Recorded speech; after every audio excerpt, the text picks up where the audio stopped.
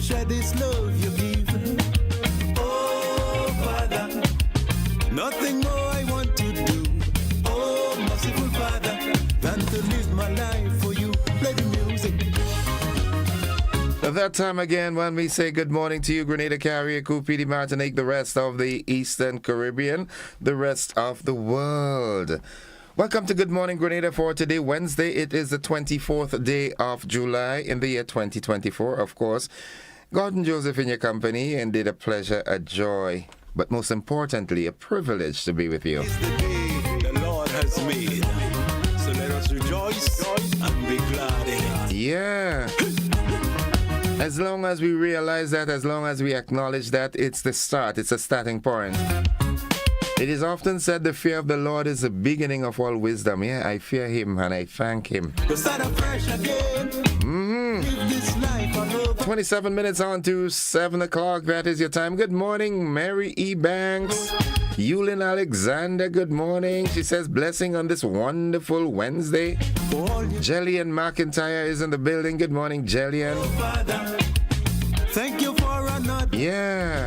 Oh, merciful Father. Agista Pierre and family, good morning. How do you do? You all right? Thank you for the sacrifice. Mildred Smith, good morning to you and Shem. How are you all doing? Still alive. Michelle Daniel, good morning. I'm seeing so many Michelles here, man. Oh, my child. Such a pleasure to have you all on board. 26 minutes on to 7. Good morning to all the busmen of the nation. What up? Good morning to you and the driver and passengers on HD 390. Those of you coming over the hills, good morning. Red Hot, good morning. Zai, Much ups and downs. KB. I know you got the For those of you coming down on the western side, good morning. cause You traveling from Sates to Granville, good morning to Martin, the Boopy. What's up? you are my savior. And Hermitage, good morning. Manjaloo, good morning. thank you, Point Celine, good morning. Lansapine, good morning. merciful Father. You provide my need. Pastor Stanford Simon, I'm not hearing you. What's up? Carrico has you, enclosed, man. I know you're busy. Through your To all those of the volunteers here with us, the Samaritan Purse, the team from Central America that was with us. What day is that? Good morning, good morning. plate one. Yeah. 25 minutes on to the off 7 o'clock. Let's do the word of the day today. I will lift up my eyes on Always, always. come at my head. And the word of the day today is the word dynasty. Made heaven. Dynasty. D-Y-N-A-S-T-Y. Can I say Now, dynasty refers to a group such as a team or family, etc., that is very powerful or successful for a long period of time. and once It is also often used for a family of rulers who rule over a country for a long period of time, as well as the period of time when a particular dynasty is in power. to share this love you give. Oh, Father. Dynasty, D-Y-N-A-S-T-Y. Here's how we can use that word in a sentence. For you, plate The team's draft pick reflected the ownership's strategy of building a long-term football dynasty. hear my cry. Mr. Siddiqui Sylvester, good morning to you, bro. Hope you're doing fine. Mr. Jude Bernard, I'm not hearing much of you lately. What's up? Carnival has you busy, right? You're reveling? No, that's not the guy. Morning to you and the family nonetheless. Yes. Oh, Father, let me live by example. The folks inside of Palm Rose, good morning, Chief. Eggies. Yeah, doggy boy. Doggy, I had to pass by you, yeah? Good. Sing, good morning. The folks inside of Crowshoe. All your precious gifts. Yeah, the folks inside of Coffee. Nadisha and the team. Abigail and the Holmesy family. Debbie, good morning to you and family. Kitty Cat, Ariel, Alwyn. You know, there's some people that I just must touch on morning, man. Good morning to your teacher Rufin and teacher Yvette and family in Hope. Nice. And nonetheless, folks, it's time for the motivational tip of the day. Sing it, oh Father, oh merciful Father. It's 23 minutes. And that's on to 7, right? And the motivational tip of the day. You cannot solve problems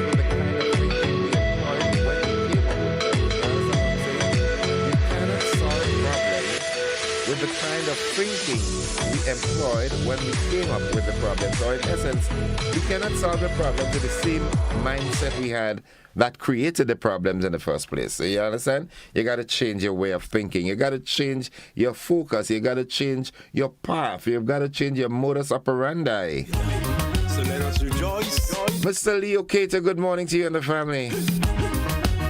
22 minutes on to 7 o'clock. Hear my prayer. Just want to reach out and say congratulations to all the Calypsonians who made it to the semi-final stage of the Calypso Competition 2024. I'm going to give you a list in a while. Things just wouldn't be. Yeah. But since for tomorrow, there is no guarantee.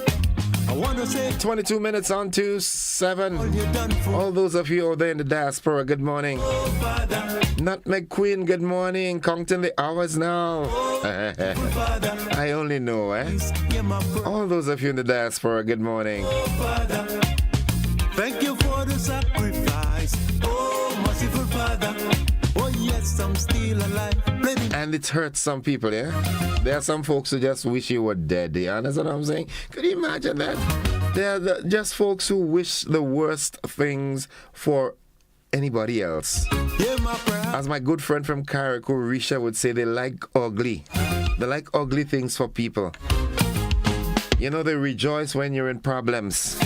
With some And when the table comes around, they expect empathy and sympathy. How does that work? turn this thing around. Folks, it's time for the nutritional tip for the day. 21 minutes on to 7. And yes, you are my savior. And I trust in you. Sing it out. Follow these steps and you'll be fine. Drink lots of water. Planning and preparing your meals 2 to 3 days or even a week in advance can help to make a significant difference in cultivating a healthier diet and managing your overall health and well-being, and it can also help in saving money. Research has shown that meal planning can help people live longer lives because eating foods that are not prepared at home increases your risk of death by several factors, such as food poisoning, exposure to processed and chemical-infused foods, foods high in fats and sugars, and chronic diseases. Planning your meals can also help you to have more control over what you eat, your portion sizes, when you eat, and helps you to consume more home-cooked meals, which are always a better option to fast foods. A nutritionist or dietitian can help you to construct a meal plan or meal guide specifically tailored to your needs, which can make a huge impact on your holistic life. The Center for Disease Control says using low-fat cheese and low-fat milk, low-sodium soup packs are a great option. Additionally, choosing leaner cuts of meat or skinless turkey or chicken breast and draining excess fats while the meat is being cooked is beneficial. Use more fresh and frozen vegetables in meals and try using a non-stick cooking spray or a small amount of cooking oil for sautéing instead of a solid fat. When adding snacks to your meal plan, go for the healthier options such as low-fat and fat-free yogurt, whole grain crackers, nuts and seeds, fruits like golden apples, oranges, bananas, carrots and cucumbers. If dining out, review the restaurant's menus beforehand to see the healthier options and make a smart decision. Always choose healthier and fresh ingredients when meal prepping. When meal prepping, remember your portion sizes. Fill half your plate with fruits and green vegetables, 1/4 with protein such as meats and beans, and the last quarter with carbs such as brown rice, pasta, or ground provision. This will help in alleviating food wastage and also controlling how much you eat. The Grenada Food and Nutrition Council reminds you to look, eat, and feel well. Minerals ring a bell. This is the day. Yeah, it's 18 minutes on to the 7. And be glad in it. Hear my prayer. Hear my prayer. Bernadette Robinson says, good morning from rainy Southern Virginia. Roger Buckmeyer, go back a day. I don't trust you. Oh my goodness me. Cheryl Charles, good morning. She says, good morning, blessings. I want to say, Nutmeg Queen says, good morning, all. Mary E. Banks is in the building. Michelle Cambridge, good morning, innocent, and to my family in Vendom. oh, merciful Father. Michelle, when you're coming home? Huh? Oh, Father. Folks, let's see what's buzzing this morning as we get prepared to head on to the AM edition. Well, buzzing this morning, Vincent's Community Center to open on Thursday. That's tomorrow. That's locally. In the region, the Justice Minister says police in St. Martin are not adequately equipped to handle the increase in crimes. Internationally, I love this. Kamala Harris slams Trump at first rally as he hits back. And in sports, the U.S. vow to keep pressure off Biles at the Paris Olympics. Sting around, 'cause there is no miracle. Cynthia Villagran, good morning from Belize. Hey, how is Belize doing? Put my trust in you. Glad to have you with us. Oh, Father. Thank you for the breath I Also buzzing, well, the Spice Mass Corporation, they have released provide. the list of semi-finalists in the Melody Papitets Calypso semi-final. My daily bread. Oh, merciful Father. Through your grace, my soul. It's gonna be epic, you know. Uncle Glidan, good morning. Auntie Elsa, we did it, girl. Nice. Play the music. Yeah, Dorian, sure enough. Any case, folks, it's that time when we take that break. We've got to head on to the AM edition of News, Sports, and the Weather. Stay with us. The news is up next. My hand.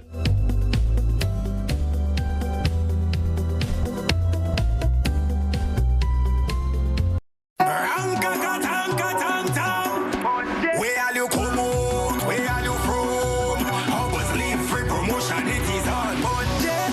Somebody send out the warning. Spend $50 or more at any Hubbard's department or participating outlets for a chance to win free fuel, free drinks, free prizes, free property and vehicular insurance, free Hub TV and internet, free electricity, free coke, free water, free cooking gas, free paint supplies, free Dutch Lady milk, free passes to Sunshine promotion events for 2024, free groceries, all for one whole year. And every winner receives a free lunch package. But that's not all. Drive away in style in a brand new Isuzu D-Max. It sits, it doesn't guzzle. So fill out your entries and place them into the marked entry boxes. This promotion is brought to you in part by Dutch Lady, Danny, Promo, Supreme Bleach, Creative Chef, Grenlac, Floor, Salt Petroleum, Grenadian General Insurance Company Limited, Coca-Cola, Sunshine Promotion, Caribberies, Guap Bag, Sesame Spain, and Food Fear. Promotion runs from April 2nd to December 24. Terms and conditions apply. Get the kids together. Get them dressed. We're heading out to total fun and excitement. It's Uncle Talbrig Kids Fest, Saturday, 27 July. More rides, more slides, more go-kart, more horseback riding, more games, more bouncy castle, and much more face painting. And all rides are free. That's right. All rides are free. Just get the kids in. Plus, much more cartoon characters. All the kids' favorite Grenadian superstars will be there. Live. Tarpri, Baby Bree, Lava Man, Boise, Wasway, Dash, Temptress, Superfly and Flint, Little Cello, Muddy and Squeezehead, Soca Jeff, and more. Saturday, 27 July, Monroe's Playing Field, 2 p.m. to 9 p.m. Admission adults, $20. Children, pay $10. It's their special occasion. Uncle Tarpri's Kids Fest 2024. It's gonna be bigger and better. I am the Last day I had a dream. It was a scary scene. A dream of Soca Monarch. Watch how the place mash up from front to back. Whoa, last day I dream. Soca Monarch will never be the same. I say a dream. After last day I coming back again. Tell them a dream that people will be shouting out my name. I say a dream. Soca Monarch. Last day I take us something and show me. Of course, right now, my name is Shamak. I want to say thank you so much to each and every one of you outside here for the support, for the continuous love from since last year to this year.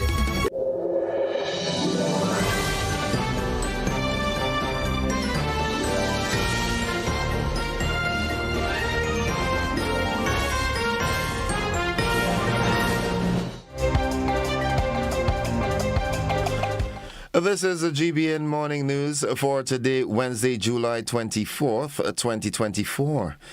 Coming up in the news, Vincent's Community Center to open on Thursday. In the region, Justice Minister says police in St. Martin are not adequately equipped to handle the increase in crimes. Internationally, Kamala Harris slams Trump at first rally as he hits back. And in sports, U.S. vows to keep pressure off Biles at the Paris Olympics. We've got the details to this and more after these messages.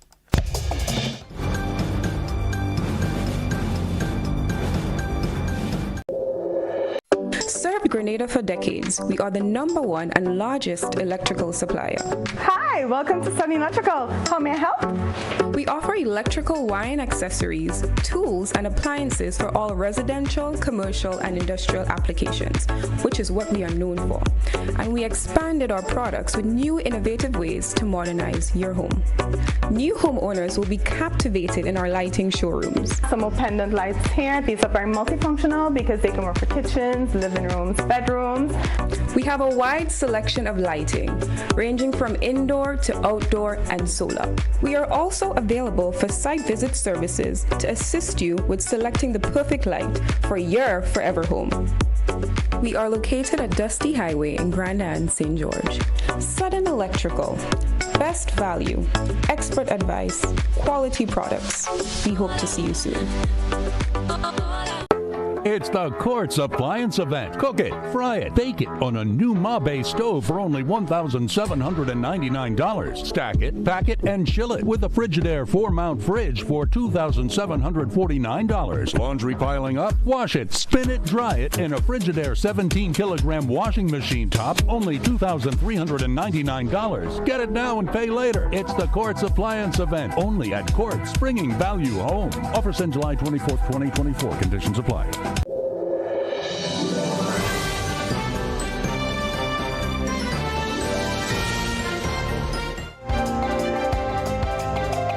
Good morning, Gordon Josephine with the details.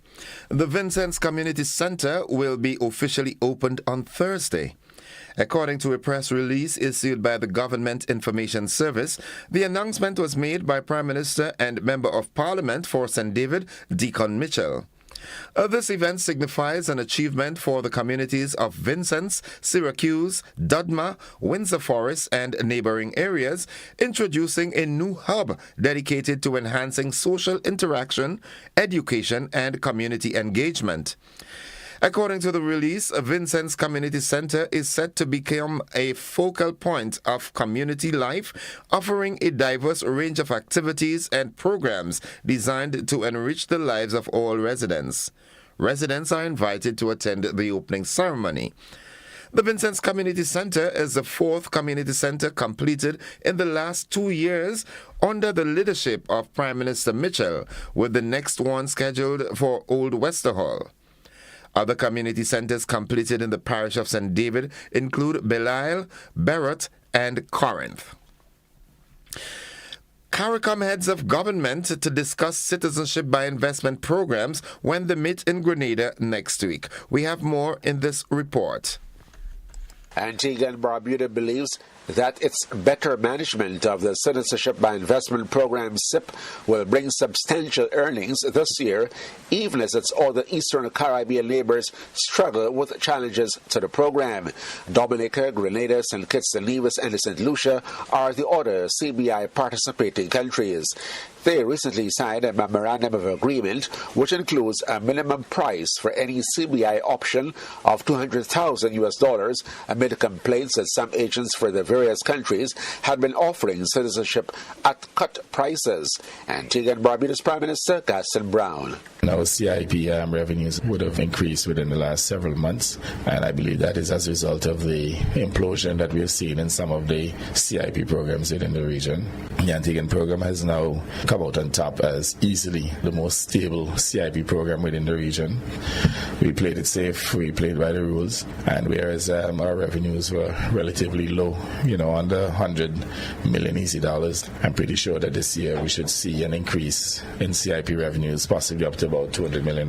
Meanwhile, Dominica's Prime Minister Roosevelt Scarrett says his country will take a tough stand on any attempt to cut the cost of CIP options now that the agreement is in place. Prime Minister Scarrett responded recently to a complaint that a Dubai-based agent may be making sales under the designated $200,000 minimum. Anybody who we are presented with evidence to show that you acquire citizenship for less than the legal fees, your citizenship will be revoked. Simple as that. And this is a question that the due diligence firms are mandated to ask. Prime Ministers of the CIP participating countries are expected to discuss the challenges to the program, including the difficulties clearing payments through correspondent banks, when they meet at the CARICOM Heads of Government Conference to be held in Grenada next week. And that concludes the local segment of news. Stay with us, the regional roundup and the international developments, along with the sports and the weather. They are straight ahead.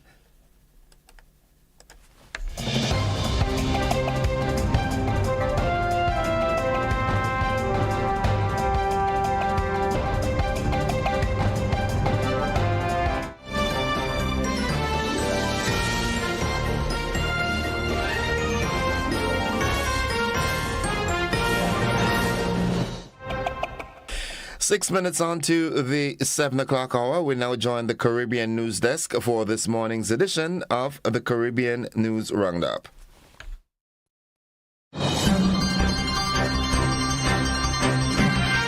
From the Caribbean News Desk, the morning edition. Good morning. I'm Dennis Chabrol. And I'm Kendall Morgan with the latest from across the Caribbean. 1 week after committing to a more robust, coordinated, and in-your-face approach to tackling spiraling crime, the Trinidad and Tobago Police Service says it is seeing early promising results. The police last week joined other national security agencies in a meeting of the National Security Council hosted by Prime Minister Dr. Keith Rowley. The discussions then focused on a need for a more proactive, intelligence-driven, targeted approach to handling crime, with a focus on those who are known and suspected to be involved in serious criminality, including the use of high-powered weapons. Deputy Police Commissioner Junior Benjamin has been updating reporters on the first week of this shift in strategy. For the period the 14th of July to the 21st of July, we have had at least 569 exercises. We had at least 263 persons arrested. 15 firearms were seized. Of these 15, at least 3 of them are what is known as AR-15s or automatic rifles. Meanwhile, the Minister of National Security, Fitzgerald Hines, says anti-gang legislation passed 3 years ago has also been helping the crime-fighting campaign. So far in 2024, 14 persons have been charged under the anti-gang law. And the police would have learned in applying that law some of the things that they must do based on judgments from the court in order to give full effect to this law. So I am seeing increased police anti-gang activity, which is at the heart of the majority of the murders that we experience. Jamaica's Prime Minister Andrew Holness has warned of a deeper problem of organized violence in the country. That is where criminals use violence even when it may not be necessary. Speaking yesterday at a contract signing ceremony for a divisional headquarters for the Jamaica Constabulary Force, the Prime Minister said the solution must extend beyond the police to the schools. Our organized criminals choose to use violence even when it is not necessary. What I'm saying is that we have a deeper problem of organized violence and even domestic unorganized violence in the society. We have a violence problem. So the solution is not just in the JCF. The solution is what are we doing in our schools? What are we doing in the justice system to promote conflict resolution and mediation? 8 Caribbean countries are getting money to fast-track private sector investment to reduce greenhouse gas emissions and resist the impact of climate change. The United Nations Green Climate Fund is making $118 million available to the Bahamas, Barbados, Belize, the Dominican Republic, Guyana, Jamaica, Suriname, and Trinidad and Tobago. Under the Caribbean Net Zero and Resilient Private Sector Program, the priority areas will be renewable electricity generation and energy efficiency, sustainable transport, agriculture and forestry, and the blue economy. The Inter-American Development Bank's private sector arm, IDB Invest, is partnering with the Green Climate Fund to launch the project. The Joint United Nations Program on HIV/AIDS, UNAIDS, says that the Caribbean has made substantial progress against HIV since 2010, but the reduction in the annual number of new HIV infections slowed down over the past 5 years. The latest UNAIDS report states that at the end of 2023, Cuba, the Dominican Republic, Haiti, and Jamaica, the larger countries in the region, accounted for almost 90% of new infections, with Haiti alone accounting for more than 1/3 or 38% of new HIV infections. The report states that people from key populations and their sex partners continued to account for 47% of new infections in 2022. The report shows treatment coverage continues to expand in the Caribbean, but significant challenges remain as it relates to late diagnosis and enrolling and keeping people living with HIV in care. UNAIDS says the expansion of people accessing treatment is a landmark public health achievement that has seen AIDS-related deaths in the Caribbean fall by 57% since 2010, but a worrying increase has been reported in Belize, Cuba, Guyana, and Suriname. And Trinidad and Tobago's High Court Judge Avison Quinlan Williams says it is time for judicial officers to ensure that HIV-positive persons, among others, are not afraid of discrimination in seeking legal redress. If citizens fear discrimination to the extent of not approaching the courts to enforce their rights, civil, criminal, whatever it is, then it means that we do not have the opportunity to treat citizens equally. This has been the morning edition from the Caribbean News Desk. You may contact us by phone or WhatsApp on +592 700 9293. Thanks for listening. And in a breaking story, the Spice Must Corporation is delighted to announce the 25 semi-finalists for the 2024 Calypso competition. After intense judging of 60 Calypsonians across 5 Calypso tents from Friday, July 19th to Tuesday, July 23rd, these talented artists have risen to the top, showcasing their lyrical prowess and captivating performances. The caliber of talent we have seen this year is truly outstanding, so said Cecil Noel, the CEO of the SMC. He says our Calypsonians have brought their best to the stage, and we are excited to see how they will continue to captivate audiences as they advance in the competition. Here is the list of the semi-finalists, and it must be noted they are given in alphabetical order. Charlene Antoine, Tiny, representing Fireworks. Christopher Antoine, the Squeezy, Kaiso Bads. Jerry Batiste, Papa Jerry, Kaiso Kingdom. Nashanda Charles, Shanda, Kaiso Bads. Teddy Christopher, Top Cat, Roots. Nivian Cox, Kaiso Bads. Monique Cummings, Monique, Fireworks. Anthony Darius, Young Sound, Roots. Samantha Dixon, Royalty, Roots. Sheldon Douglas, Roots. Edison Francis, Teacher Eddie, Kaiso Bads. Raphael George, Muscles, Fireworks. Keturah George, Kaiso Bads. Randy Isaac, Randy, Fireworks. Finley Jeffrey, Scholar, Kaiso Bads. Raphael Johnson, Cricketer, Roots. Jason Joseph, Big J, Fireworks. Micah Joseph, Baraka, Northwest Brigade. Gordon Joseph, Innocent, Roots.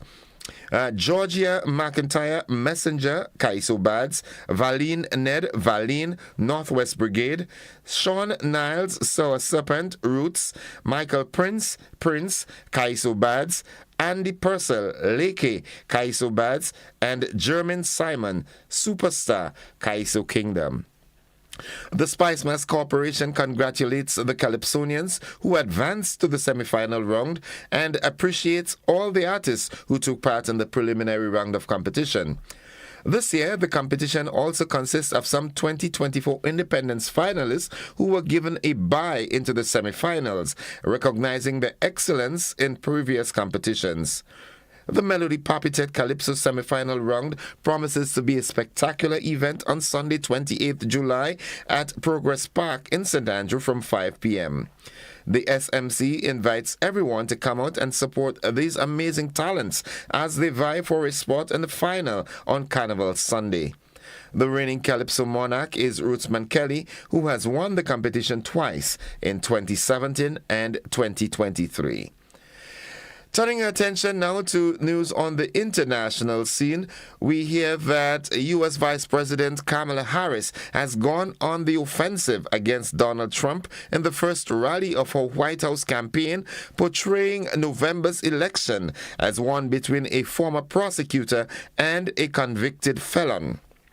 Speaking to a crowd of thousands in the battleground state of Wisconsin, Ms. Harris likened her Republican opponent to fraudsters she said she had prosecuted. Trump, meanwhile, assailed her work on the border and posted on social media, lying Kamala Harris destroys everything she touches.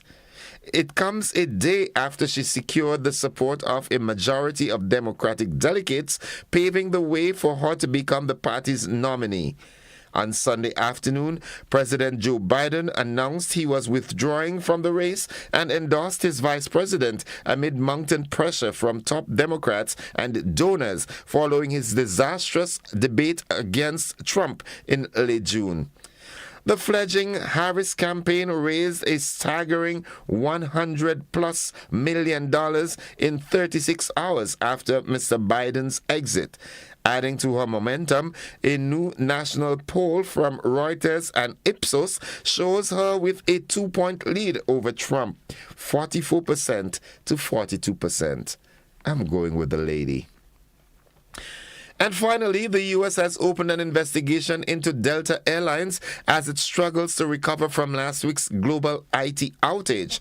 Transportation Secretary Pete Buttigieg said Delta must provide passengers with refunds and other compensations for disrupted travel as required by law. A day earlier, Delta, which has cancelled more than 5,000 flights since Friday, signaled it could take several more days for operations to return to normal. Meanwhile, CrowdStrike's boss George Kurtz, whose cybersecurity firm sparked the chaos with a faulty overnight update, has also been called to testify in Congress. That's the regional roundup and international news. Stay with us. The sporting highlights, followed by the weather, are straight ahead.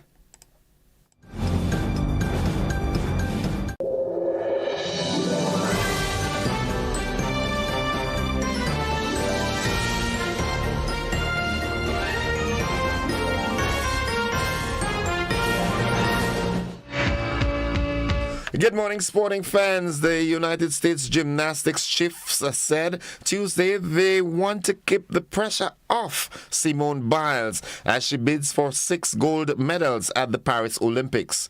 U.S. women's team technical leader Chelsea Memel said Biles must not feel they are relying on her, and she has the option of not competing on all 4 apparatus in the women's team final.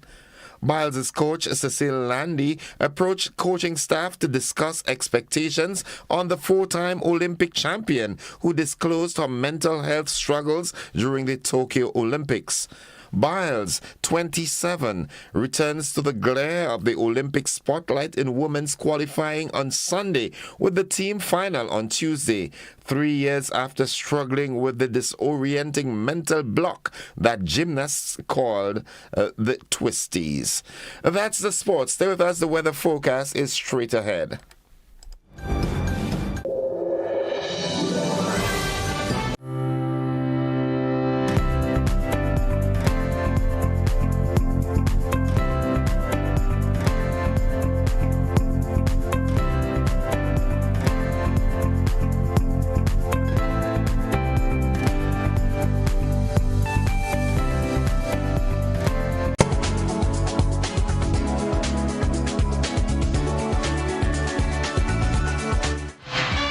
And folks, for the latest weather forecast, we join forecaster Jonathan Johnny Price at the Met Office of the MBIA. Good morning, Johnny. Good morning to you and good morning, listeners. Here is the weather for today, Wednesday, the 24th of July, 2024, as recorded at the Moscow Bishop International Airport. The present weather is cloudy with light showers. The winds are coming from the east at 12 miles per hour. Barometric pressure is 1017.1 millibars, which is above normal and rising. Present temperature is 26.6 degrees Celsius and relative humidity 89%. Yesterday's maximum was 31.9 degrees Celsius and the minimum last night 24.9 degrees Celsius. Over the past 24 hours, 8.6 millimeters of rainfall was recorded, which brings the total for the month so far to 125.5 millimeters. And now for the public forecast for Grenada, Carriacou, and Petite Martinique valid for today and tonight.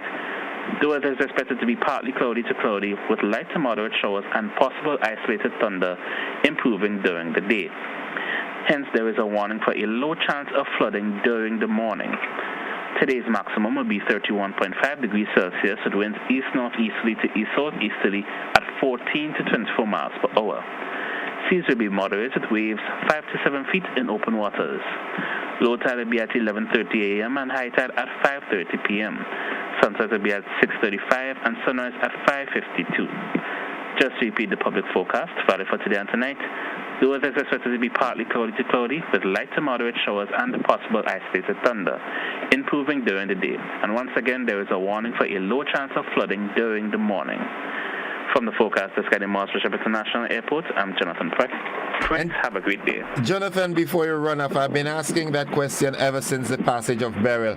Looking at the horizon ahead of us, what's coming? I mean, I know we've got this little system that's right there with us, but do you see any trough, any depression, anything like that that would take us into a couple of days? Well, currently we're being affected by the trough, and there is another tropical wave located at about 51 degrees to the west, so that should start affecting us more later today to tomorrow. We should start seeing the tropical wave start to affect the island chain. For us, it will be mainly tomorrow into Friday. Okay. All right, Jonathan, thank you very much. Have yourself a great day now. You too. Folks, the weather forecast came to you with the kind compliments of Rennick & Thompson Company Limited.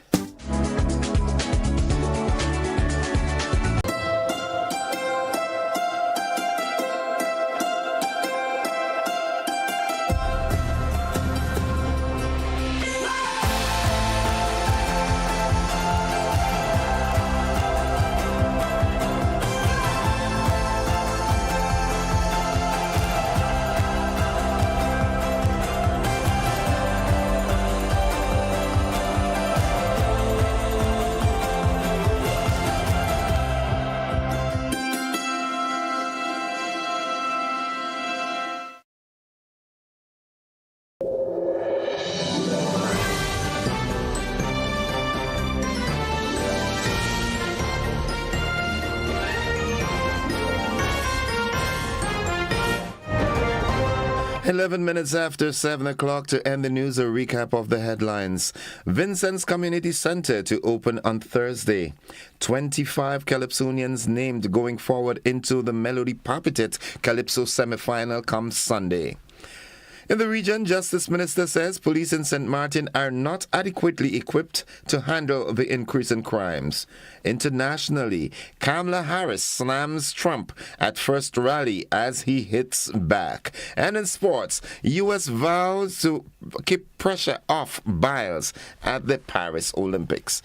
That's the morning edition of news for today, Wednesday actually, the 24th day of July 2024. On behalf of the entire news department, I am Gordon Joseph, thanking you for listening, wishing you a productive day, and extending the invitation to you to stick and stay with the network, because we are with you anywhere and everywhere.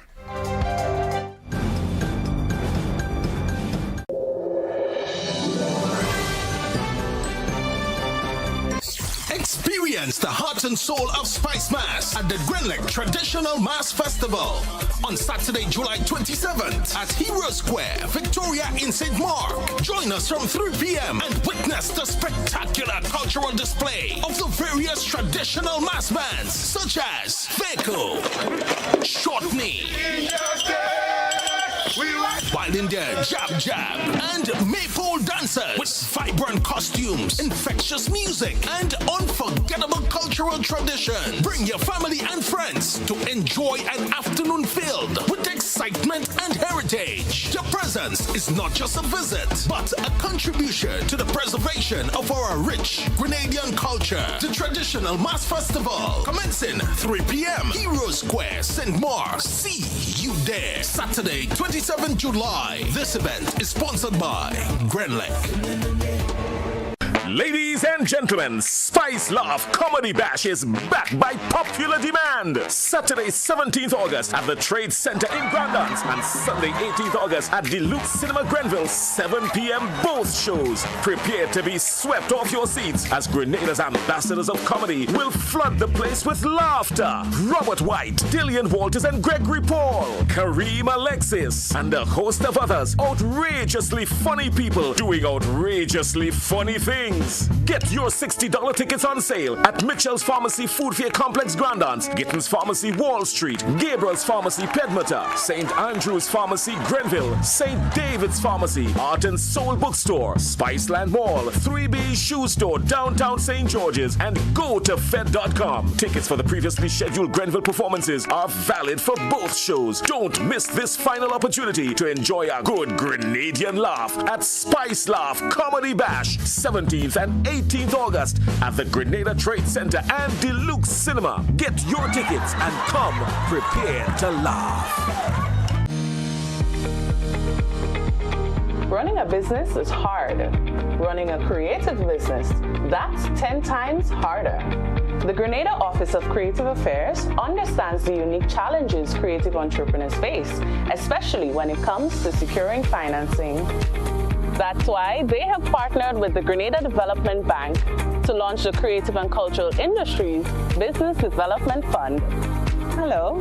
Designed specifically for creative entrepreneurs like you and me. Unlock your full potential with our tailored financing options. Access loans of up to $50,000 at just 2% interest, empowering you to upgrade and expand your business. Receive business support vouchers of up to $5,000 to enhance your business plans, financial strategies, or marketing efforts. But that's not all. Nonprofits and community-based projects can secure grants of up to $25,000. So, what are you waiting for? Make the call today and learn how you can finance your dreams. Contact the Grenada Development Bank and unleash your creativity. In our part of the world, we need to be prepared for natural disasters like storms and hurricanes, even outside of the season. I'm sure you'll agree that keeping our loved ones, homes, and businesses safe is important. So, I came up with a few quick tips to help you stay safe. Familiarize yourself with your electrical panel as it may be necessary to switch off the power during a storm or flood. Make sure you install a transfer or isolation switch to prevent your generator feeding electricity to Grenlec's line. If trees are too close to power lines, call Grenlec at 237 for advice. By following these easy steps, you will be well on your way to being hurricane ready. Don't be caught off guard by natural disasters. Prepare now.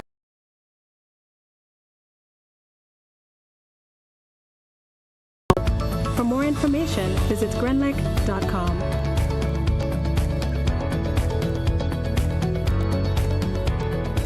Are you looking for a reliable, affordable, and customer-friendly pharmacy?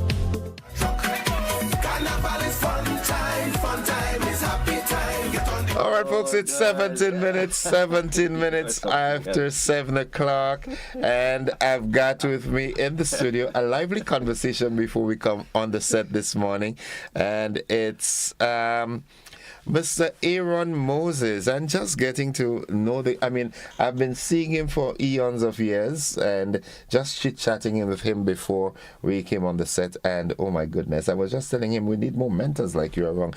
However, this morning Mr. Moses is coming in his capacity as the Grenada's ambassador to CARICOM. Yeah. Good morning and welcome to the program. Well, thank you very much. It's nice being on the program. Yeah, it's always a pleasure to have distinguished people like you with me so early in the morning. Aaron Moses, I've just gotten to know so much more. Hence the reason why it is always good not to judge. Because I knew you from Cable and Wireless. That's my first encounter with you. But in the little chit-chat that we had, the little preamble, I get to realize that you've worn so many caps. For the folks who might want to know who is Aaron, before we get into the intricate aspect of the conversation this morning, tell us who's Aaron really. Well, an authentic, patriotic Grenadian. Yeah, that we know. So, yeah, tell us who's Aaron. Experience, he was just telling me that he's, among all other things, he's also a guitarist and a trumpeter. Well, I play those things. You could call me. And one of the things that thrilled me most is your level of humility. You're so humble. Nobody could look at Aaron and say, this guy is that. You remind me of an uncle of mine. Yeah. But nonetheless, this morning you're here in your capacity as the Grenada's ambassador to CARICOM, and we know we have a CARICOM heads of government meeting in Grenada, which starts on Sunday. So, as in your role as Grenada's ambassador to CARICOM, what does that entail? Well, an ambassadorial role really is one that represents the interests of your country vis-a-vis the other countries of the world. Seeking to deepen collaboration and cooperation, seeking shared values, seeking the interests of your country, whether it's development of trade, bilateral relations, development finance, ensuring that your country's interests is well represented, your country is well known, the views are well known, and that you are actively engaging with other members of the world community, pursuing the goals of enhancing the livelihood of your country. Okay, sustainable growth and development and the livelihood of its people. And how long have you been in that role? Just over a year now. Yeah. Okay. Mm-hmm. Now, that's rather interesting because just over a year, that means that's subsequent to the current administration taking office. And they coming in with this transformative agenda. Now, you being that person, and the focal point in terms of interacting with other regional ambassadors and leaders and so forth to present your case or Grenada's case to the region and the world. How receptive have they been to us? Well, quite receptive. Grenada has a very good profile as a community nation within the CARICOM region and indeed the world.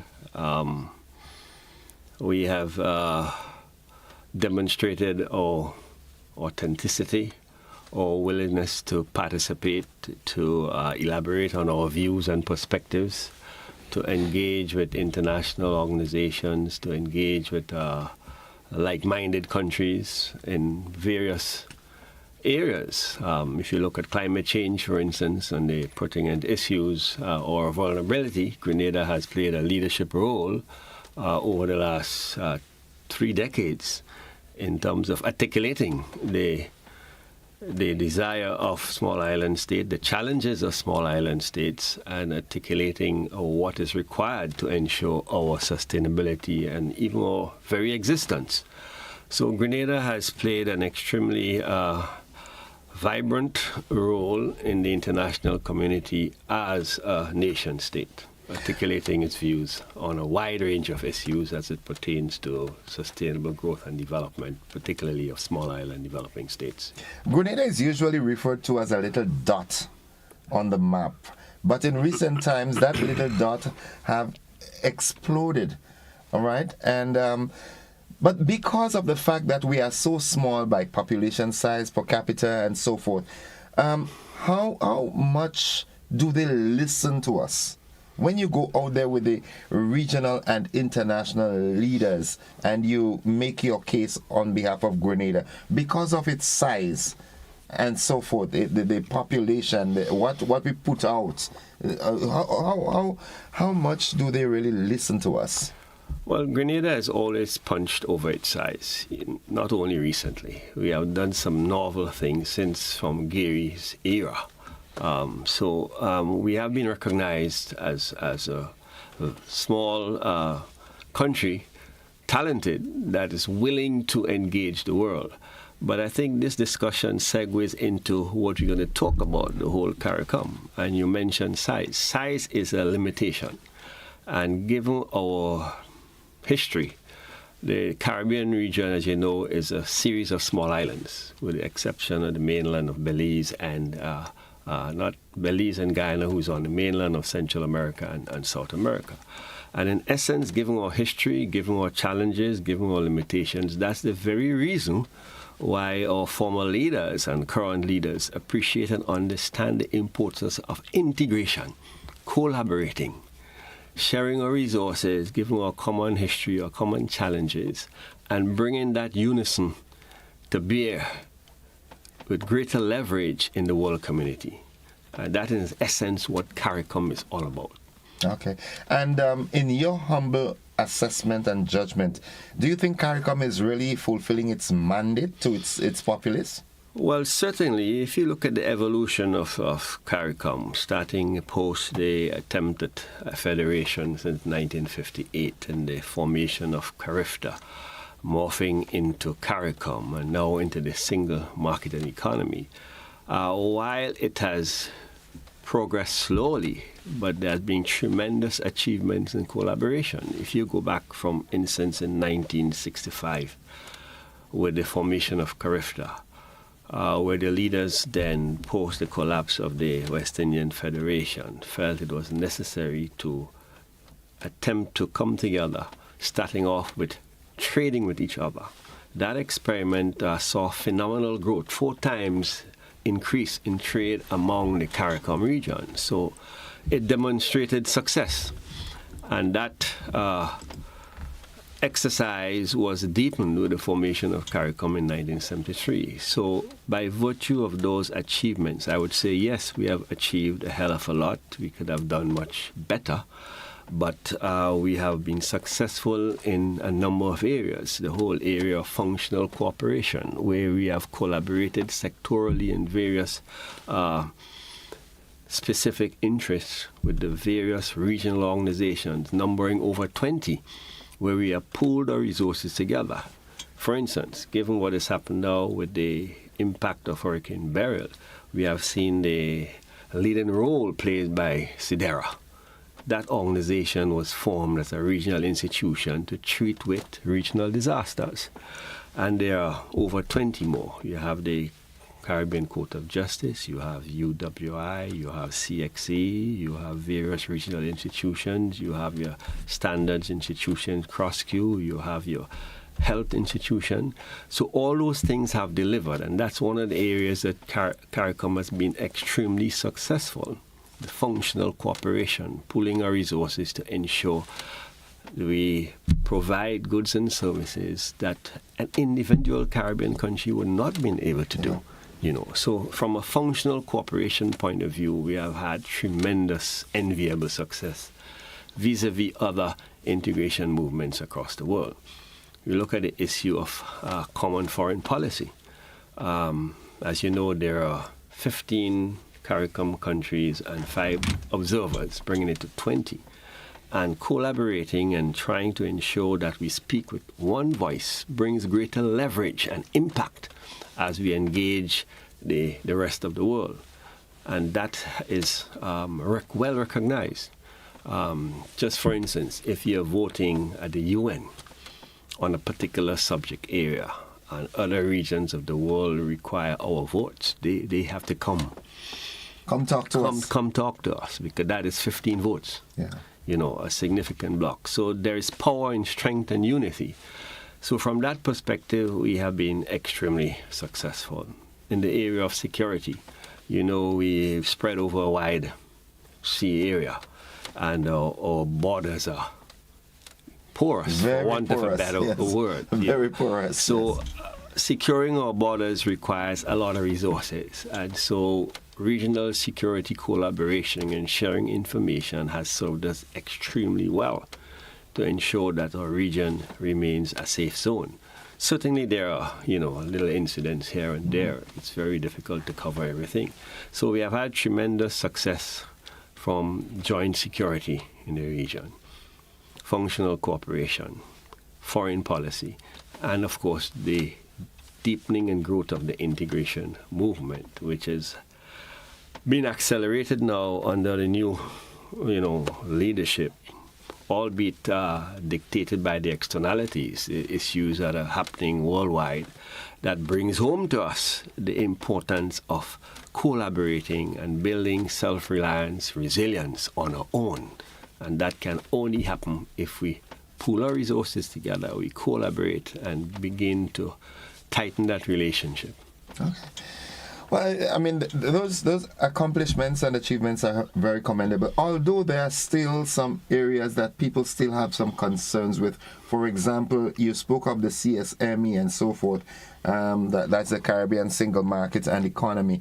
People are still concerned as it relates to free movement of people and goods and services. As a matter of fact, just being as current as I can be, there are some issues now with Carnival in the air, and the Spice Mass Corporation, they put a sort of limitation on the number of foreign artists that can be brought in, and some promoters are saying that should not be, Spice Mass should not be able to do that, because they can come in as they like, because we have the single market and economy, they're into entertainment, so it shouldn't be a bother. Well, you hit the nail on the head, coming up with a very pertinent and relevant topical issue, and the example that we use. The regional integration movement, for it to work, requires a number of things. It requires vision, policy direction, taking action, and taking action sometimes take time.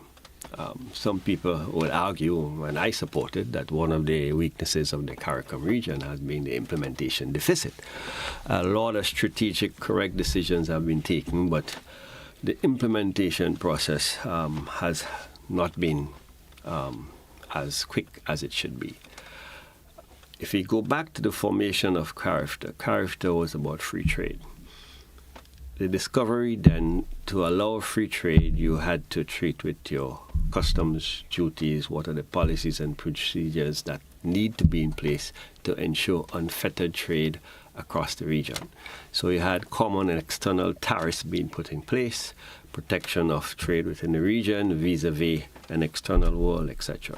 That yielded tremendous benefits. Then it was discovered, well, to deepen the process, we need to ensure the free movement of other factors of production, that's capital and people, etc. And that's the progression through the customs union, which was CARICOM, and now single marketed economy. So the process is moving towards removing all the fetters and restrictions and limitations that impede against the ultimate goal of having a single market and economic space where the region will be treated as Grenada St. David's. You drive anywhere, you do anywhere, you choose to live where you want without any restrictions, etc. That's where we're going. Now, within the process, one has to recognize that there are different scenarios and circumstances within that small grouping itself. You must have heard about the MDCs and the LDCs, the more developed CARICOM countries and the smaller CARICOM countries. Smaller CARICOM countries like OECS, etc., they do have certain limitations. And so inbuilt within that arrangement are conditions that attempt to take care of the LDCs vis-a-vis a more developed country with more resources, better skills, more trained persons, etc. So you have to ensure equity and balance. So there are those conditions in place. But despite that, however, there have been varying levels of progress. For instance, if you look at the OECS, within the OECS now there's free movement of people. Yeah. You can go anywhere in the OECS with your driver's license. You can go anywhere and apply for a job, and you should be treated equitably. You don't need a work permit. That exists within the OECS. So in many respects, the OECS integration deepening process has advanced further than the wider CARICOM. The OECS has a major advantage from ensuring that we have common monetary policy. We have one currency, one central bank, so our monetary policy is common. That doesn't exist in the wider CARICOM, where you have different currencies. Jamaica, Guyana, Barbados, Jamaica own central banks, different currencies. So that one is more challenging.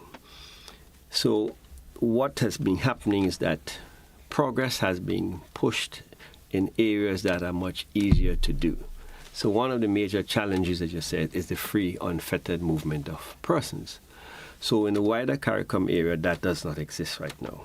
What we had was the movement of skilled persons, where you had 10 and extended to 12 categories of workers, like university graduates, artists, etc., can move unfettered throughout the region and be engaged without requiring a work permit once we have that skills certificate certifying you as authentic. Okay? So the goal now is to move beyond that, and that was one of the mandates coming out of the last 46th heads of government meeting, which will receive reports at this meeting as to what progress have we made in terms of ensuring that we have the unfettered movement of people throughout the entire region. So in other words, expanding what the OECS has already done. Now that requires a full understanding and appreciation of what are the challenges, what are the laws that need to be changed, what are the administrative arrangements. For instance, one of the outstanding issues that we have been working hard, various committees to address, is the whole question of what we call contingent rights.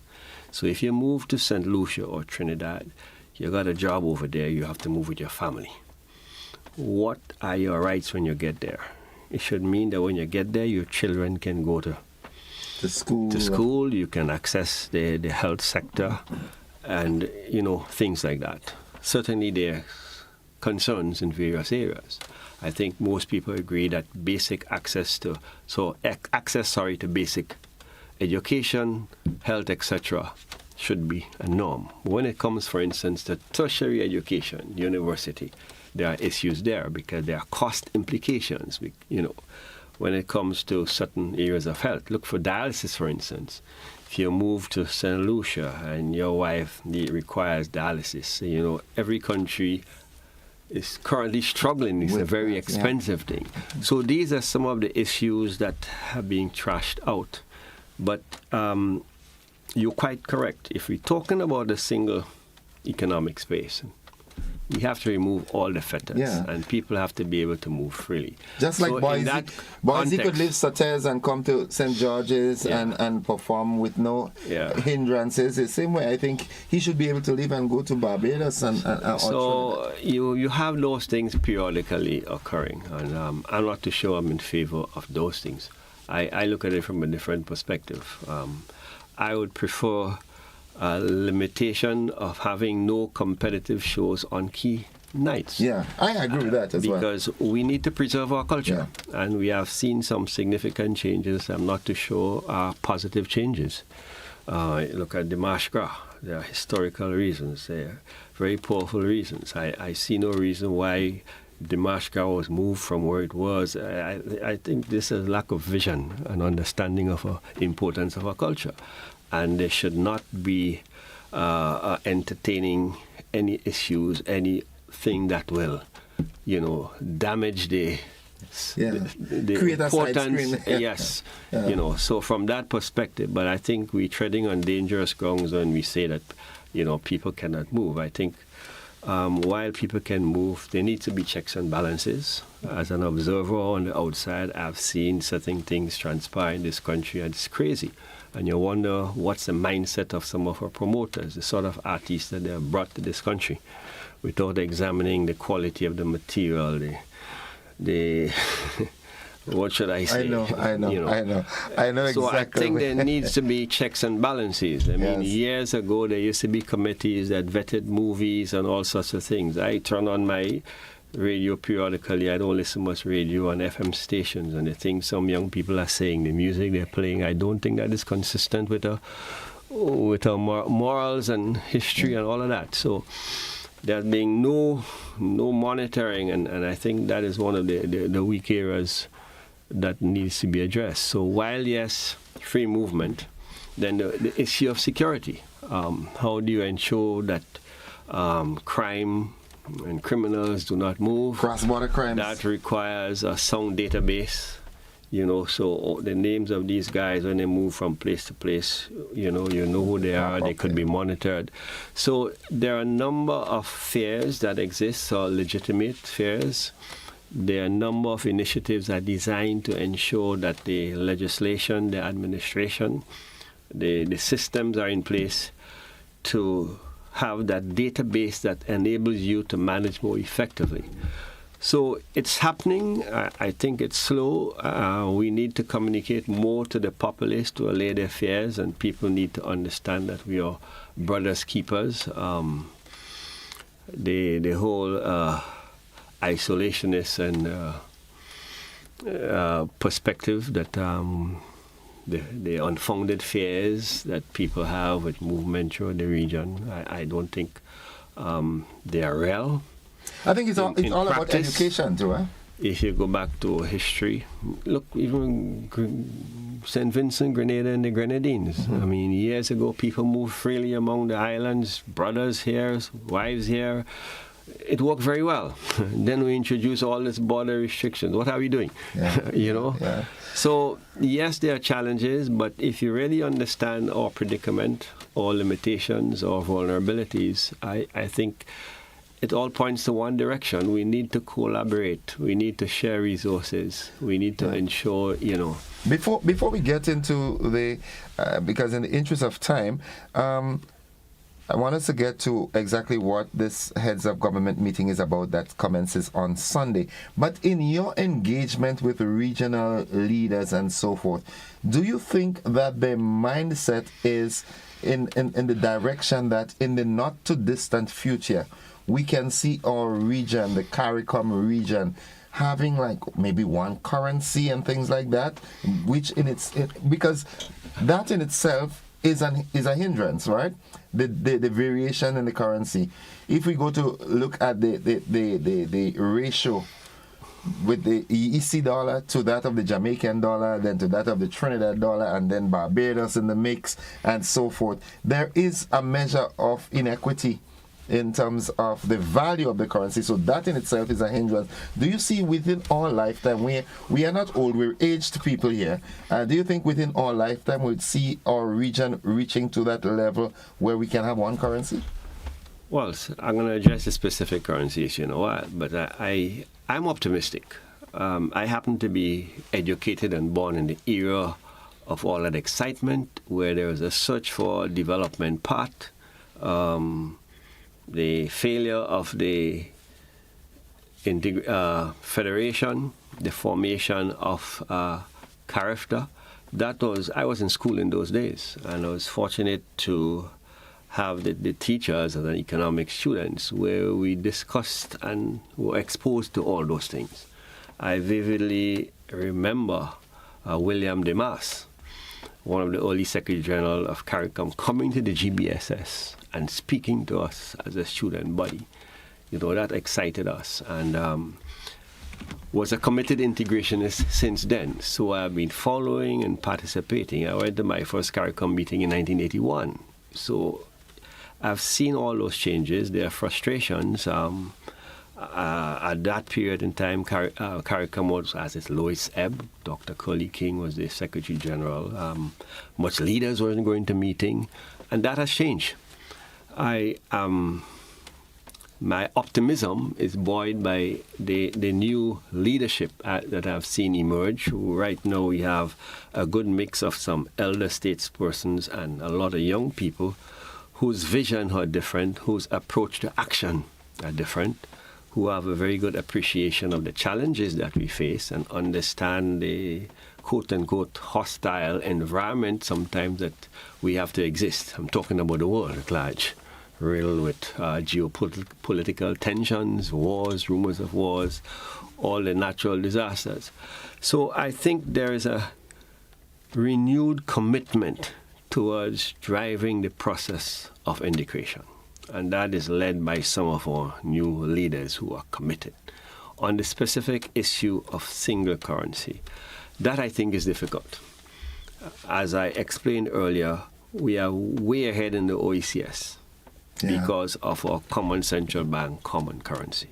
The scenario that the MDCs have found themselves with varying exchange rates and the challenges is going to be very difficult to move to a common currency. So I'm prepared to say, in my view, that might be the single biggest challenge that may remain to consolidate the full single market and economy in its purest form going forward. All right. The Heads of Government Conference starts in Grenada on Sunday. On Sunday, yeah.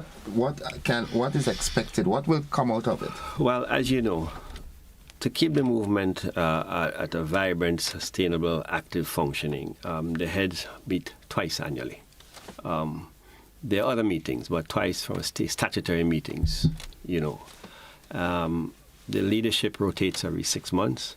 So as you're aware, our Prime Minister took over leadership 1st of July onto the 31st of December, and it goes alphabetically. So after Grenada, Haiti should be assuming they're in the best shape to do that, and after that, Jamaica. So that's the statutory process that goes on. Certainly the heads have intersessional meetings, and they meet, virtually on specific germane issues as they arise. So at that meeting, they follow a typical agenda. You'll be reviewing progress. What has happened since we last met? What are the decisions? What are the implementation rates? So there are a series of reports that will be coming through. Because to function effectively, CARICOM, apart from the heads, you then have the next level, the Council of Ministers. And you have a number of organs that meet and pursue specific things. So you have COTED, which deals with trade. You have COFA, that deals with foreign and community relationship. You have another organ that deals with human development and social issues. You have one that deals with finance. You have one that deals with security. So they'll be pursuing certain strategic objectives and actions during that period. So they'll be reporting on a wide range of areas. On this occasion, we'll have the region expanding. As I said, we have 15 members and 5 associates. We'll be admitting Curacao joining as associates, which signals that a lot of countries recognize the importance and progress of the CARICOM region. There are other countries who are seeking to become associate members. So they'll be looking at a range of pertinent issues. The agenda that we set ourselves, for instance, we're looking food security and nutrition, where we are towards the goal that was set 2025, which goal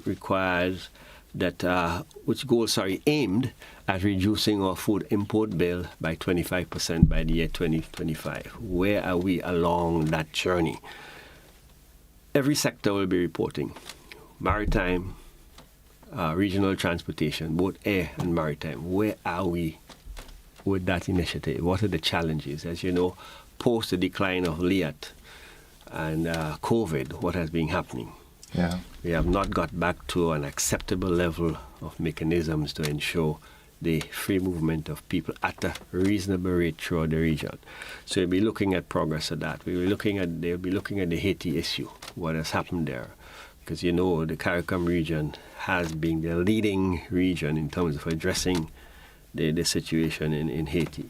You'll be looking at climate change, the recent SIDS conference. What are the decisions taken? How are you going to be implementing? How do we prepare for the next climate change conference at the end of the year? So the range of issues, the geopolitical changes in the world, what is happening around the world, what are the implications for us? The new elections in the US, what are the issues that may arise? So it's a holistic approach looking at all the germane issues that impact the lives of Caribbean people, and how do we treat effectively collaborating with all those range of issues. Okay, so very important conference, and it starts on Sunday. When does it conclude? On Tuesday. On Sunday, we have the official opening that will take place at the St. George's University, one of the major halls there. The important feature, as you know, Grenada is still celebrating 50 years. Yeah. CARICOM just ended. So the 51st year is ended, and we committed in acknowledgement of the 50 years of CARICOM that we're going to name the roundabout and the entrance of True the CARICOM roundabout.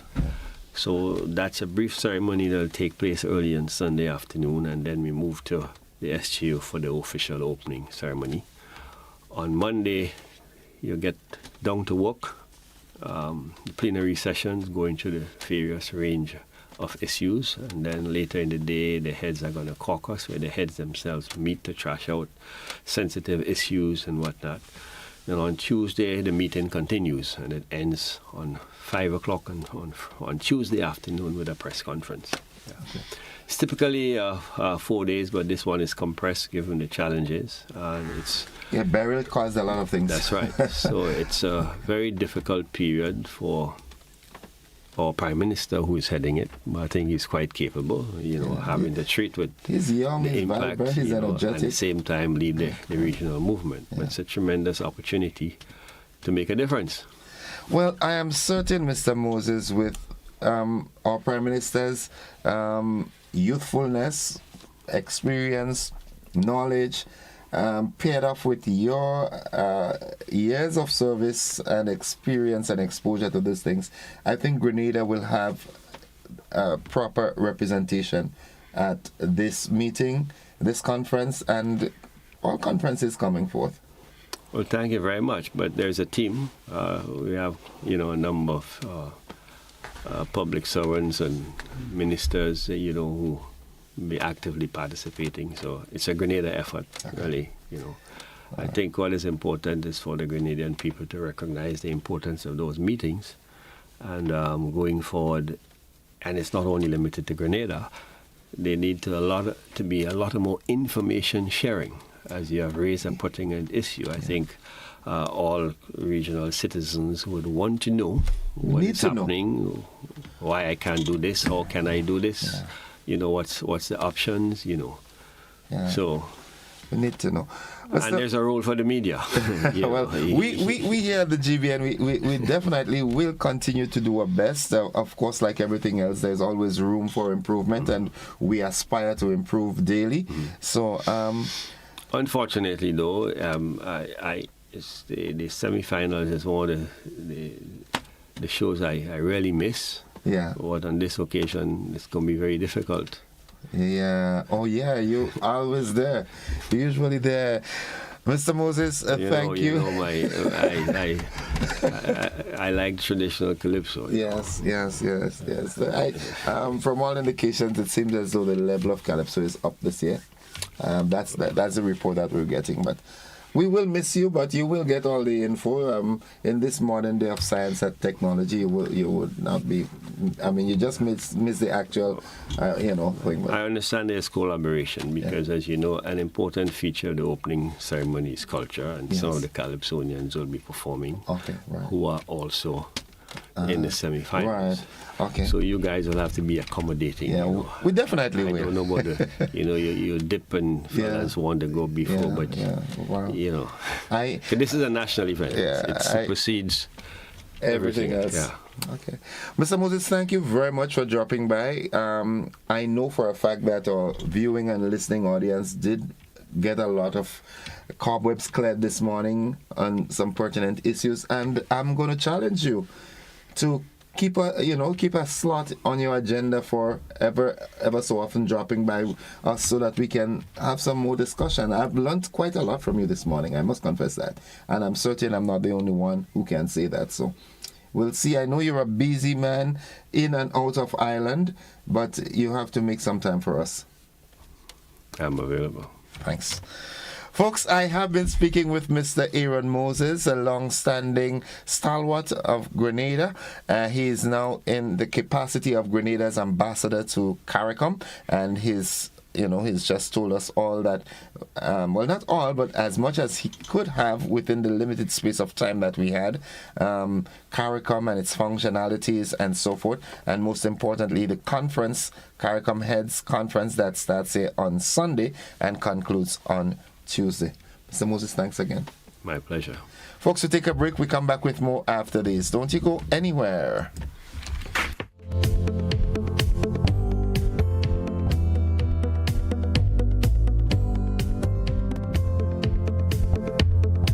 Are you looking for a reliable, affordable, and customer-friendly pharmacy?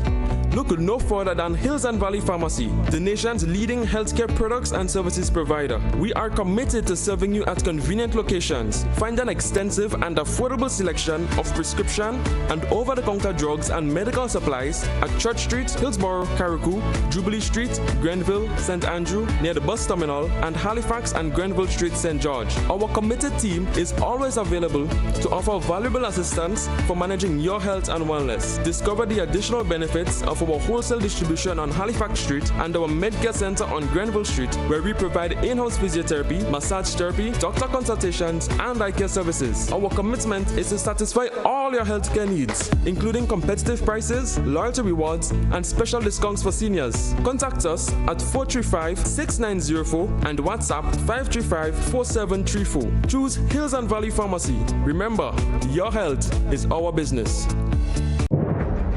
As Grenada grapples with the devastation of Hurricane Beryl, Season 3 of GBN's Our Climate Reality program is focusing on the impact of climate change on small island developing states. Join us on GBN Television, K105 FM, and our Facebook page and YouTube channel for Season 3 of Our Climate Reality, Wednesdays at 8:30 p.m. Compliments, Grenada Paper Products, and Classic Lighting. The Grenada Cultural Foundation, in collaboration with the St. Andrews Development Organization, SEDU, the Grenada National Preparations Committee, GNRC, and Timber will commemorate Emancipation Day 2024 under the theme, In the Spirit of Emancipation, we embrace our African identity through our cultural expressions. Are you ready to celebrate Grenada's rich cultural heritage and history of resilience? Then look out for the televised panel discussion on July 28th Today, proudly don your African wear on August 1st and join the Liberation and Ancestral Freedom March from the Old Public Library to the Market Square, starting at 11 a.m. Then we complete the day at the Spice Baskets and witness the reenactments of the proclamation together with our cultural presentations. And finally, look out for the continuation of the activities in Grenville on August 5th with a parade from Pearls to Grenville at 3 p.m. and the Flambeau Walk from Canal Road at 6:30 p.m. Mark your calendars and get ready to join us in celebrating Grenada's emancipation with pride and joy. See you there. Flatlands, Park, Ship, and Print, together with Concept Events, present Pre-Day, the biggest show in Grenada's Carnival. Wednesday, August 7th, Grenada National Stadium. Gates open at 9 p.m. Showtime 10 p.m. A celebration of the Jab, featuring the Minister of Jab, the Jab Boss, Talpri. I am the Jab Boss. Certain things I end up. Also featuring guest performances by TNT's Road March King, Mikhail Tasia, Nadia Batson and Sass, Cohen Dubois, Problem Child, Lil Rick, Med Pike and Status, Lyrical, Wasways, Boise, Lava Man, Corn, Terror, The Governor, Skinny Banter, Super Flying Flip, Muddy, and Squeezehead, Temperance Dash, and a whole lot more. Also, a special surprise guest. All early bird tickets are sold out. Get your $100 regular tickets right now, and also get your VIP $600 tickets. It is the biggest event to touch down this Carnival 2024. Pre-Day. Fly the Jones Switch, it's Lava Man. It's all about Spice Up the Car at Soca Mona competition. It starts on the 26th of July. It's going to go on to the 2nd of August, then the 9th for the finals. I will be the host. Fly the Jones Switch. Get there, see you there, be there. Nothing but vibes. Real mashup, yeah? Mad. Right on the head.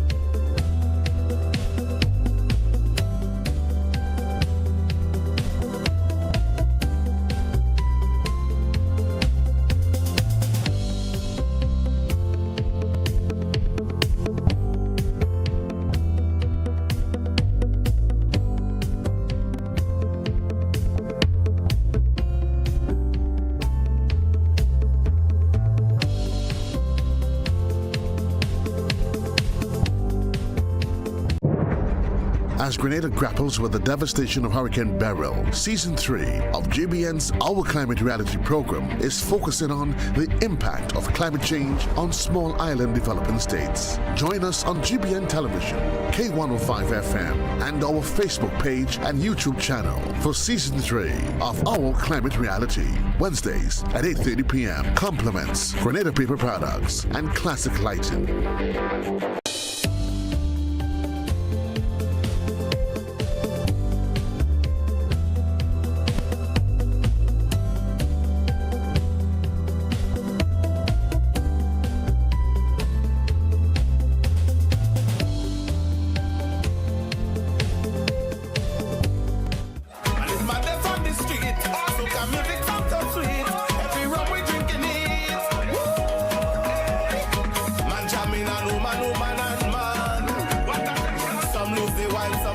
One minute until 8 o'clock. I've got with me in the studio my shooter.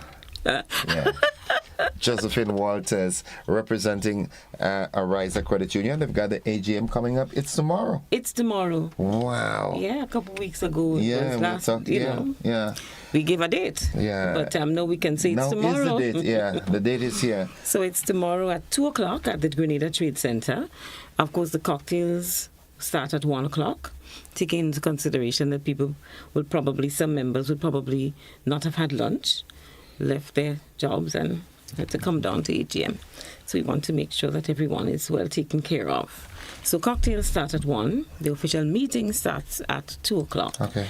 To the members who have not yet registered, You can register online using this code, this link, Ariza AGM 2024.RSVPIFY.com. Tongue twister. Yes, it was a tongue twister for me for the first time. So let me go over that. Yeah. So that's Ariza AGM 2024.RSVPIFY.com.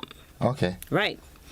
And to let our members know, members wishing to conduct business with us tomorrow, that our Grenville branch will be closed at 11, our Bruce Street will be closed at 11:30, and Grandans will be closed at 12.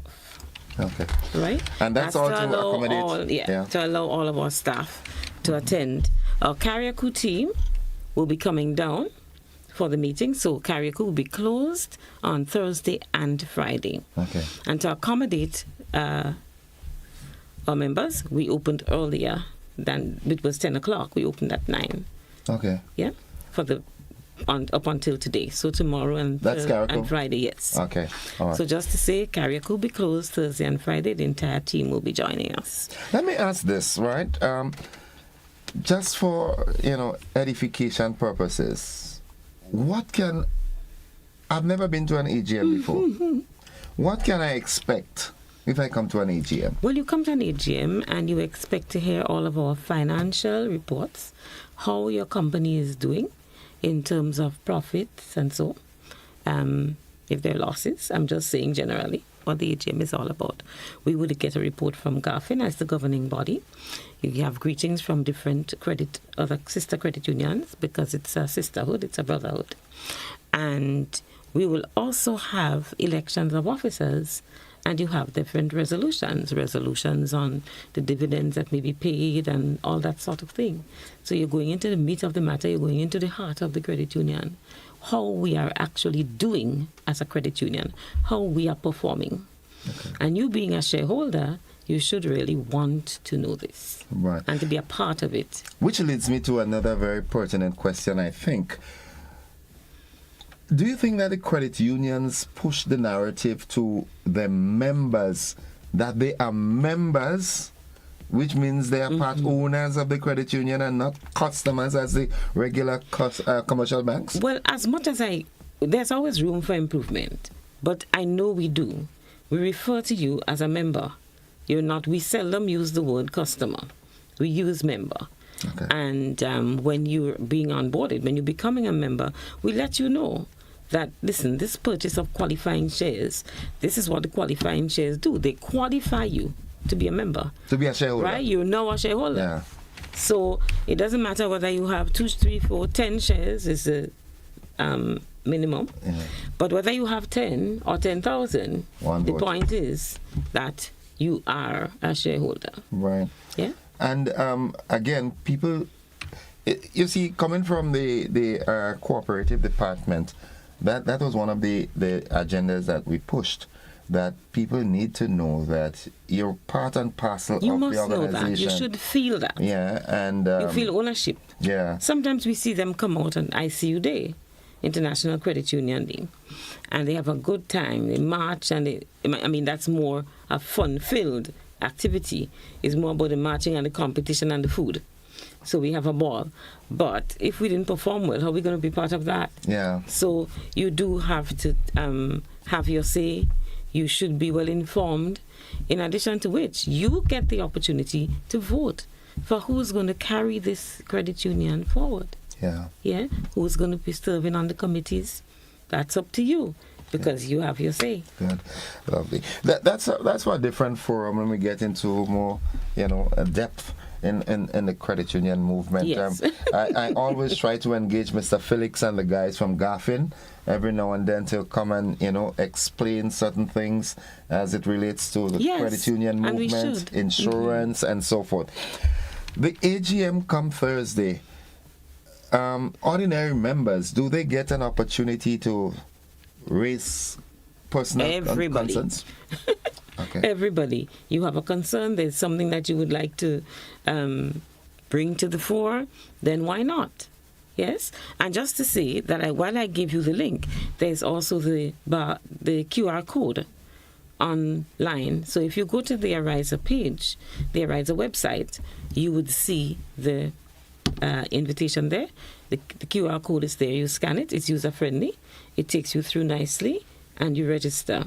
You can go to Facebook if you don't wish to visit the website, and the invitation, the notice of the meeting is there as well, and that contains the code.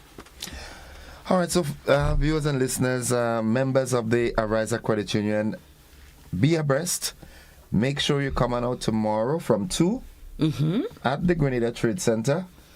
All right, come 2 o'clock, you can mix and mingle. And that's what we expect. Yeah, with your co-members of the, your co-shareholders, your business partners. It's one big business. Yes. And you get to chit-chat, you get to munch, and then you get into the, as my uncle would say, the nitty-gritty of it. Into the meat of the matter.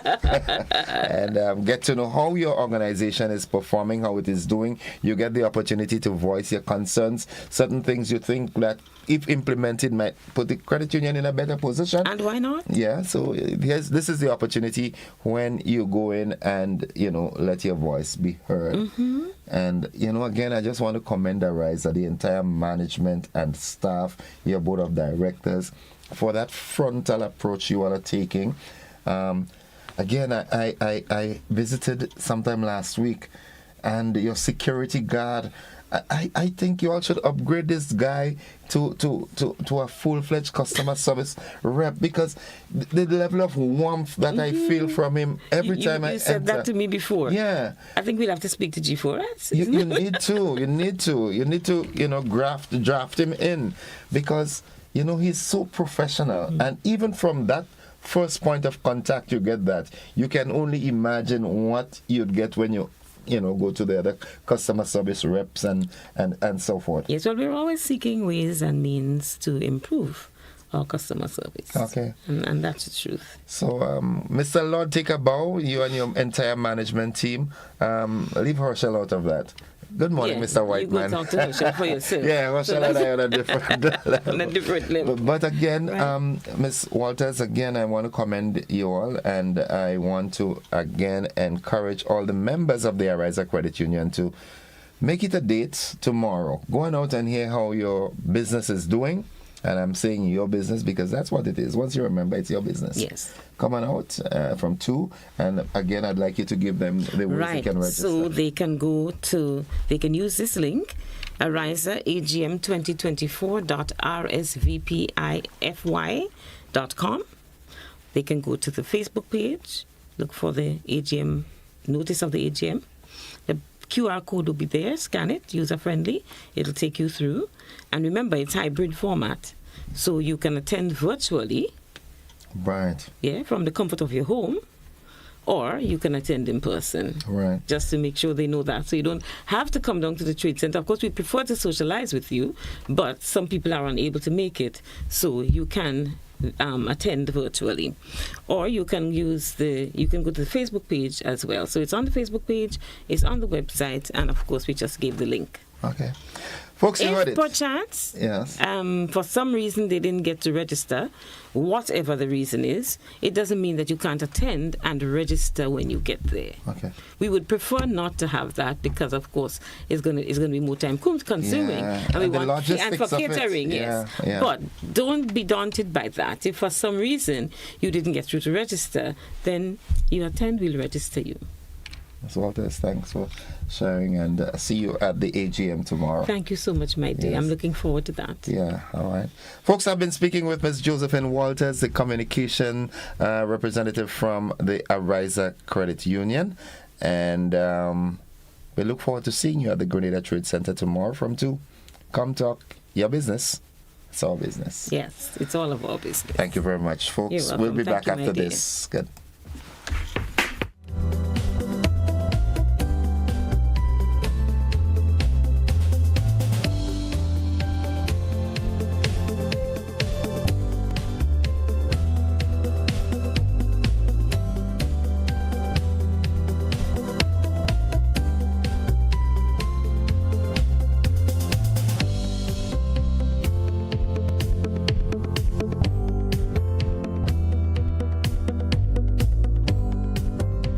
Last say I had a dream. dream. It was a scary scene. A dream of soca monarch. Watch how the place mash up from front to back. Whoa, I say a dream. Soca monarch will never be the same. I say a dream. After I say I coming back again. Tell them a dream that people will be shouting out my name. I say a dream. Soca monarch. I say take us something and show me. Of course, right now, my name is Shamak. I want to say thank you so much to each and every one of you outside here for the support, for the continuous love from since last year to this year. You know, thank you so much to GBN. You know, again, just want to say to look out for Shamak in Groovy semifinals, in Power Soca Monarch semifinals, and most importantly, GBN Spice of the Carnage Soca Monarch. I definitely will be there as well, performing beautiful song Dream. So look out for you guys there for the support. Thank you so much, Shamak.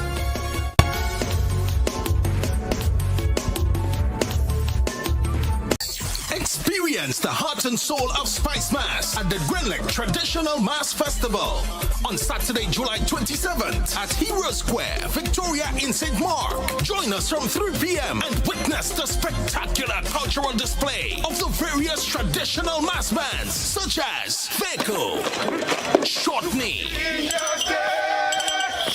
Wild India, Jab Jab, and Maypole dancers with vibrant costumes, infectious music, and unforgettable cultural tradition. Bring your family and friends to enjoy an afternoon filled with excitement and heritage. Your presence is not just a visit, but a contribution to the preservation of our rich Grenadian culture. The Traditional Mass Festival, commencing 3 p.m. Hero Square, St. Mark. See you there. Saturday, 27 July. This event is sponsored by Grenlec. As Grenada grapples with the devastation of Hurricane Beryl, Season 3 of GBN's Our Climate Reality program is focusing on the impact of climate change on small island developing states. Join us on GBN Television, K105 FM, and our Facebook page and YouTube channel for Season 3 of Our Climate Reality, Wednesdays at 8:30 p.m. Compliments, Grenada Paper Products, and Classic Lighting. Coming up, African emancipation celebrations build towards the big day. Crop Over rolls towards its own colorful conclusion. One of this region's top banks continues to demonstrate the power to make a difference. Welcome to another award-winning Home Away from Home. Caribbean athletes ready for the world. Souvenirs stitched from scratch. It's all next on this station.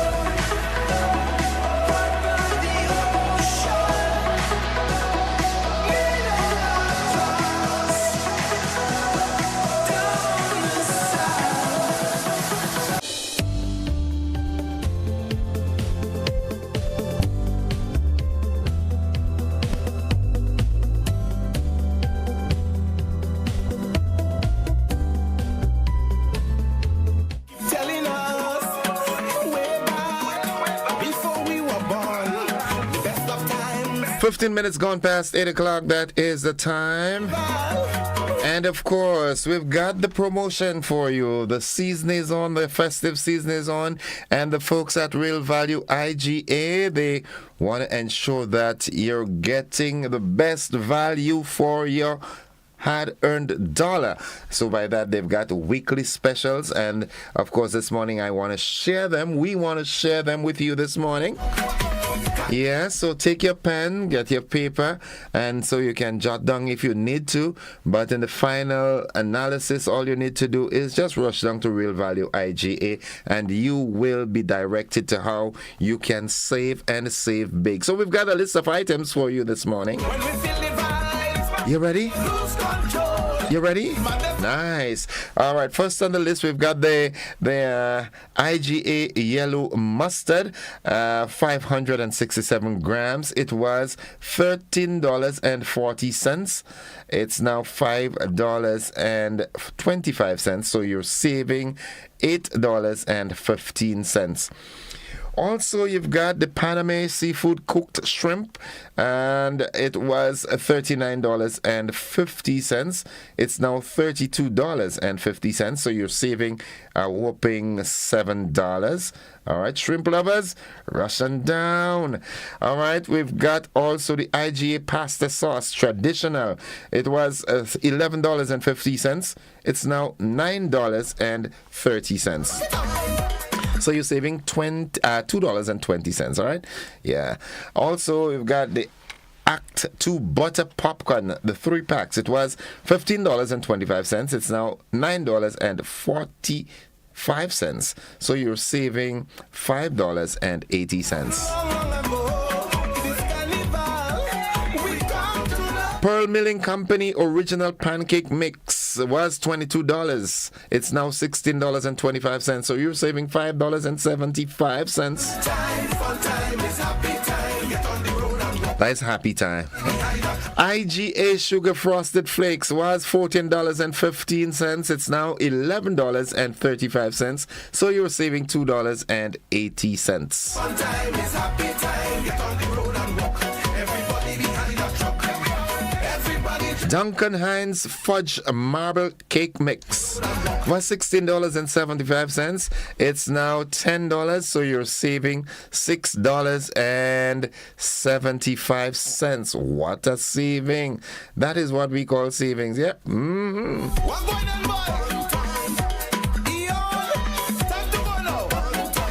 And those were the items that you can go back and take advantage of.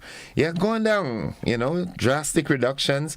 Items are priced just for your benefit. So head on down to Real Value IGA and take advantage of this specially sales items. That's it for them. Good morning to the folks at Real Value IGA. Keep on doing your great work. 18 minutes after 8 o'clock. This carnival, we come to know. Masqueraders jumping everywhere. Tribal songs with music